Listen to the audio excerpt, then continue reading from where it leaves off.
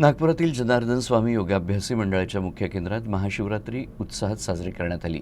योग साधकांनी भगवान योगेश्वर शंकराचं मनोभावे पूजन केलं। महाशिवरात्री निमित्त ठिकठिकाणी विविध कार्यक्रमांचं आयोजन करण्यात आलं होतं। दरम्यान नागपुरातील जनार्दन स्वामी योगाभ्यासी मंडळाच्या मुख्य केंद्रात सकाळीच महाशिवरात्री निमित्त पूजा अर्चना करण्यात आली। परमपूज्य जनार्दन स्वामीजींच्या पादुका आणि त्यांच्या समाधीजवळ शिवलिंग स्थापित करून पूजा आणि रुद्राभिषेक करण्यात आला। नंतर लगेचच शिवसहस्त्र नामावलीचं सामूहिक पठण झालं। नंतर प्रत्येक नावांसह प्रत्येक भाविकानं शिवलिंग पादुकावर बेलपत्र अर्पण केलं। या अनोख्या पद्धतीने प्रत्येकाला पूजा करण्याची संधी मिळाली। त्यानंतर आरती झाली आणि तीर्थवाटपाने कार्यक्रमाची सांगता झाली।